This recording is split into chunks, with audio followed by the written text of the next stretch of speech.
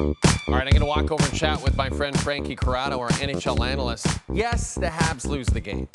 Yes, they fall to 2-2 on the season. That's not what I want to chat about with Frankie. Frankie, first of all, happy Thanksgiving to you. Same to you, buddy. What I do want to chat about with you is Juraj Slafkovský. And that's because Juraj Slafkovský has started this year 4 points, 4 games, much the same way he ended last year. Seemed like a breakout season last year in his second year. What are your expectations for his third season? He has to own the front of the net in the offensive zone. Like, if a lot of his offense can come from there, he's a hard player to handle. So if he gets to that area, I have no worries that the production is going to be there for him. Maybe he takes a jump 20 points and he's a 70-point player. That's great.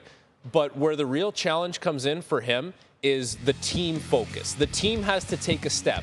And for the team to take a step, yes, the individuals need to perform. There's also individuals like him, like Caulfield, like Suzuki, like some of the players on the back end that have to make it their problem that the team gets better. You know what I mean? Like, they have to be the ones that it's not just about your individual performance, it's about leading the charge for the team.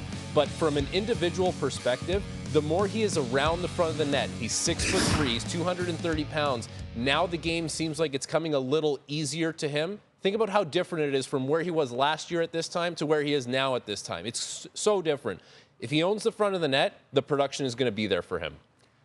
Not sure if we're expecting the Habs to make the postseason, or as Craig Button, our friend, said, just to make it another step. As for the Sens, it's playoff or bust at this point. You bring in Linus Ullmark. Well, Linus Ullmark did not play on Sunday, dealing with an injury that Travis Green says is minor, so that's good news. But they get the win, but it takes 8 goals to do it. Are you noticing any trends that are a little concerning to you, Frankie, for the Sens team in the early part of the season? For the Ottawa Senators, there's no detail too small for them right now. Like, I feel like Travis Green, and he liked the way they played today for the most part, especially at 5-on-5 in the power play. And it's a resilient effort because they find a way to win a game, and that's a game that could go either way. Like, it's not a game that a coach wants to see. But he almost has to nitpick at so many little things, these little losing habits that the team has, like, deeply ingrained into them. And as time goes on, if they can find a way to rid themselves of those habits and play a more complete, a more clean game from start to finish, like, they really haven't played a clean game from start to finish yet this season. Yes, they get the win, but it's those little details in the game that if they can find a way to shore those things up, the skill is undeniable. They're going to be able to score. That's what's going to make them a harder team to play against. When you have the skill and then you have more details away from the puck that make you harder to score on. Like, they haven't really put that together. They know how to give up goals. They know how to lose. They know how to find ways to crawl themselves back into games. It's more about, let's just play a clean game and then let the skill take over and help us win. Did you have the Sens going to the postseason this year?